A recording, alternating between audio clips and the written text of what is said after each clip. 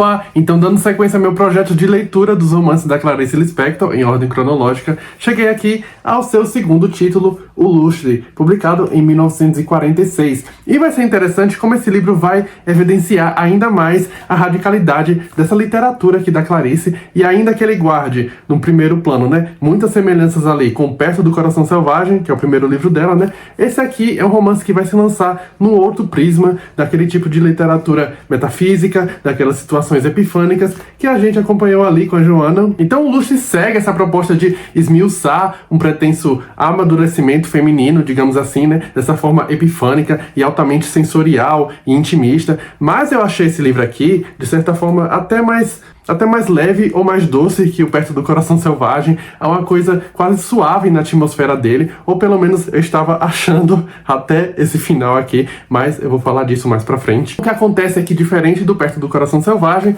que foi uma releitura feita depois de muitos anos, essa daqui foi a primeira vez que eu li o Lustre. Eu tava muito curioso, primeiramente porque eu detesto esse título, eu acho ele meio ruim, e não era só eu que achava isso não, tá, gente? O próprio Lúcio Cardoso tinha mandado ali pra Clarice, né? Amigo, o livro tá ótimo, mas esse título aí... Mas enfim, superado esse preconceito, eu fiquei muito maravilhado de encontrar aqui um romance que, de uma forma muito improvável, vai ser tão semelhante e tão diferente ali do primeiro livro. Então, embora ele seja relativamente maior do que o Perto do Coração Selvagem, né? Ele tem pelo menos 100 páginas a mais. Esse daqui é um livro de digressões que eu achei menos carregadas. Vai ser colocado também nas informações aqui da orelha dessa edição da Rocco, né? Que esse é o romance menos lido da Clarice Lispector. O que é curioso, não sei se é por causa desse título aqui, que é uma pena também, porque eu sinto que esse é o romance que vai sedimentar muitas das coisas que a gente vai acompanhar nos livros seguintes aqui da Clarice, né? Principalmente ali no último livro que ela publicou em vida, O Hora da Estrela. Então, de novo, a gente vai ver aqui um forte vínculo entre essa heroína aqui, né? No caso, uma moça chamada Virginia, e os espaços que ela ocupa. Mas aqui, esse vínculo, ele vai ganhar contornos muito mais marcados, porque essa narrativa aqui, ela vai se estruturar a partir do contraste entre duas fases ali da vida da Virginia, né? A sua infância e adolescência, que vão ser passadas ali num campo, numa propriedade chamada Brejo Alto, e a sua vida adulta, quando ela se muda ali para a cidade grande. Então o romance, ele vai se construir em torno dessa tensão entre essa infância rural, né, marcada pelo convívio ali com a natureza, com um cotidiano mais silencioso, e essa vida adulta mais urbana, onde essa protagonista aqui vai tentar forjar uma nova identidade, né, uma nova existência. A trama em si, como é bem comum aqui na obra da Clarice, né, não segue necessariamente uma linearidade convencional. O que a gente vai ter aqui, então, uma sucessão de episódios que vão funcionar como essas revelações íntimas, momentos de percepção que gradualmente vão envolvendo a Virginia ali em um processo de transformação muito subjetiva. Então, como um romance de formação ou de iniciação, né, que eu acho que é um termo até melhor, o Lustre, ele vai acompanhar a trajetória dessa moça, né, como eu falei, chamada Virginia, desde a sua infância bem isolada, bem silenciosa, vivida ali no seio de uma família em decadência, até a sua tentativa de construir um novo território simbólico na cidade grande. E essa mudança de ambiente vai acarretar, então, uma série de choques ali para ela e de reconfigurações internas. Então ela vai se envolver com um homem casado chamado Vicente, ela vai estabelecer vínculos muito tênues ali com algumas figuras ao seu redor, e aos poucos ela se depara com essa necessidade de criar para si uma identidade própria, né? Algo que se forma não por afirmações categóricas mais generalistas, mas por meio dessas tentativas, essas hesitações e essas epifanias muito dispersas. Então, como eu falei, aqui no Lustre, essa ambientação vai ser muito fundamental. É um romance, assim, de uma heroína que está se modelando, e é muito interessante pensar nesse termo, né? Porque ela vai ser também usada aqui pelo professor Roberto Correia dos Santos, e assina a orelha aqui desse livro. E é interessante porque ele vai remeter justamente ao exercício que a Virginia fazia enquanto criança, né, de moldar bonequinhos de barro ali sozinha. A Clarice já começa o romance dizendo ela seria fluida durante toda a vida. E é interessante também pensar nisso, porque de fato a gente não vai apenas acompanhar essa constante fluidez aqui da Virginia, né, dessa personagem que gosta de se perder em seus pensamentos, mas também, sem dar muito spoiler, a gente também vai acompanhar toda a vida dela. Mas o Lustre, havia o Lustre, a grande aranha escandecia, olhava o imóvel, inquieta, parecia pressentir uma vida terrível, aquela existência de gelo. Uma vez, a um relance, o Lustre se espargia em crisântemos e alegrias.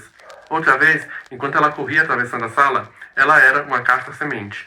O Lustre saía pulando sem olhar para trás.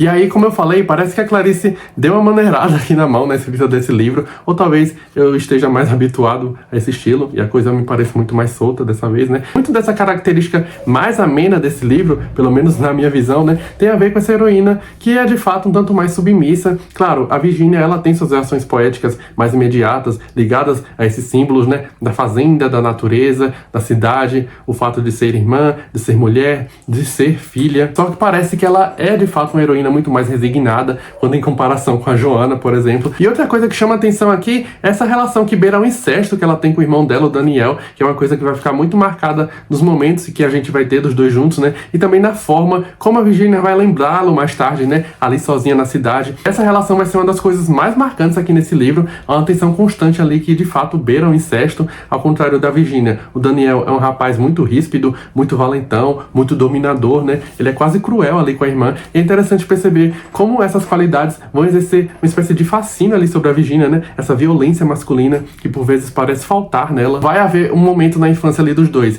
em que eles vão criar o que eles vão chamar, né, de Sociedade das Sombras, que é um jogo que funciona ali como um refúgio ou como um laboratório para a exploração dos seus próprios limites. Então, naquela dinâmica entre o que é real, entre o que é imaginado, o Daniel vai testar a coragem aqui da Virginia, impondo ali pequenas provas que revelam também a brutalidade dele e a disposição mais submissa e mais desejante ali da Virginia. Isso a gente tá falando de quando eles eram crianças. Então, em dado momento, o Daniel vai ordenar ali pra Virginia que ela passe o dia inteiro pensando profundamente no porão ali da casa deles, né, refletindo sobre tudo que ensinaram a ela, pensando sobre tudo que ela acha que sabe. Então a gente vê que parte desse tratamento que o Daniel dispersa ali a irmã, né, vem muito dessa indignação dele, com esse jeito mais passivo da Virginia. Enfim, aí ele vai ordenar que ela fique naquele porão o dia inteiro, pensando profundamente, né, e aí vai ser muito interessante como que aquela possibilidade fascina a Virginia, né, é um dos melhores momentos aqui do livro também, aquele processo de uma criança se colocando no estado de iluminação, se privando sensorialmente, quer dizer, tentando chegar ao estado imersivo de uma forma tão autoconsciente. E de fato a Virginia é uma personagem que sempre reage, antes de mais nada, de uma forma muito intuitiva. E aí o livro inteiro a gente vê essa tentativa dela de se entregar ao pensamento,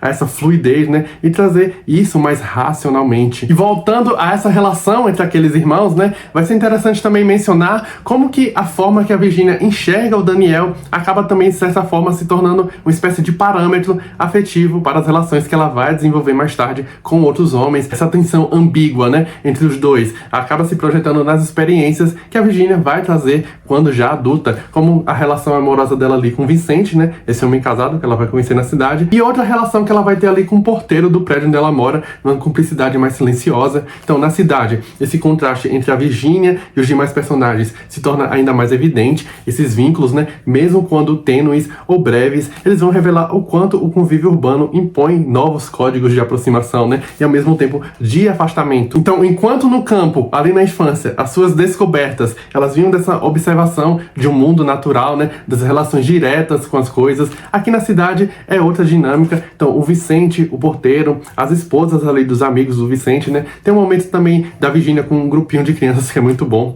Enfim, vai ser sempre o outro, esse elemento que desafia a subjetividade da Virginia, né. Então, ali na cidade, a gente vai tendo esses episódios que reforçam essa sensação de deslocamento. Para uma mulher que seria fluida a vida inteira, né, nada parece muito fixo, e esse desconcerto, essa quebra de continuidade é justamente o que vai colocar a personagem nesse estado de atenção e de constante desencaixe. Tem um momento aqui que ela vai numa festa com o Vicente, que ela se sente totalmente deslocada, ela começa a beber muito, né, e ela vai começar a vagar ali no próprio pensamento, numa variação, inclusive, bem interessante daquela cena do porão, né, lá daquele joguinho da Sociedade das Sombras com o Daniel. E aí tem outro ponto que me chamou a atenção, que foi um possível flerte aqui com a ideia mais direta de religiosidade. A gente já tinha Clarice falando muito de Deus ali no Perto do Coração Selvagem, né, mas aqui vai ter uma cena de uma leitura da Bíblia, né, mais especificamente do Sermão da Montanha com Jesus Cristo, uma cena que vai acontecer ali entre a Virginia e o porteiro do prédio onde ela mora, né, onde a gente vai ter essa perspectiva de uma relação mais próxima com a palavra de Deus, né, com outra faceta desse desejo da Virginia de se lançar ali em uma coisa nova na cidade. Então perceba que ela vai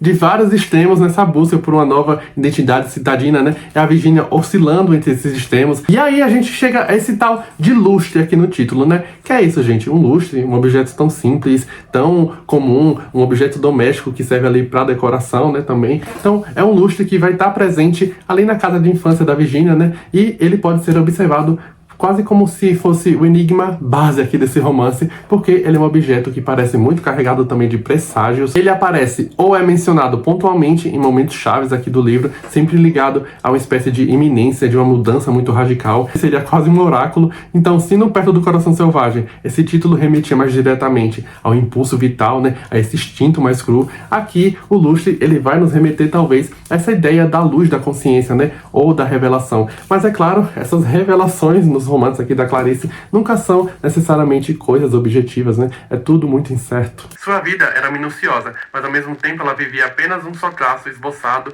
sem força e sem fim, raso e estarrecido, como um vestígio de outra vida. E o que mais poderia fazer era seguir cautelosamente os seus vislumbres. Será que todo mundo sabe o que eu sei? Indagava-se com um ar obstinado e sem inteligência, que era um sinal comum da família, a cabeça inclinada.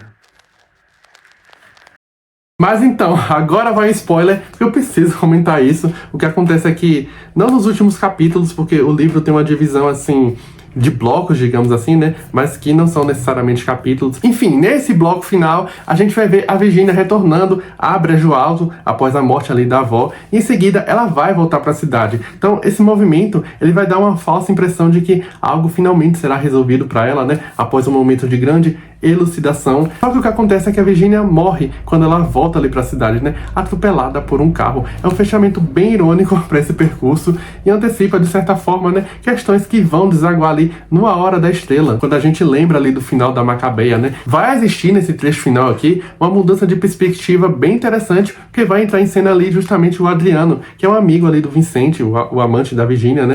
Que vai assumir o papel de testemunha silenciosa daquele acidente, né? Daquele atropelamento. A gente vai ter uma multidão que vai se formar ali em torno daquela cena, né? Mas o Adriano é o único homem que vai viver de uma forma íntima o que foi perdido ali com a morte daquela mulher, né? E é interessante que isso aconteça, porque a gente vai ter nesse olhar externo do Adriano, né? Esse olhar quase deslocado, uma antecipação também na figura ali do Rodrigo SM, né? Lá da Hora da Estrela, como se a Clarice de fato já estivesse ensaiando esse narrador, observador, que tenta decifrar uma mulher enigmática e distante, que vai partir de uma forma tão violenta e também tão banal, como foi de novo o caso da nossa amiga Macabeia, né? E esse fim trágico, muito súbito, né? É também profundamente irônico esse processo de autoconhecimento aqui da Virginia. É um processo que só a leva a ser atropelada, né? Porque nessa escrita aqui da Clarice, né? Onde esses personagens vão viver nesse estado de suspensão, com essa vibração ali em relação ao mundo, basta um impacto externo para que tudo seja interrompido. Então, o mundo atravessa essas figuras de uma forma muito brusca, né? E isso pode acontecer com esse humor bem sombrio aqui nesse final, né?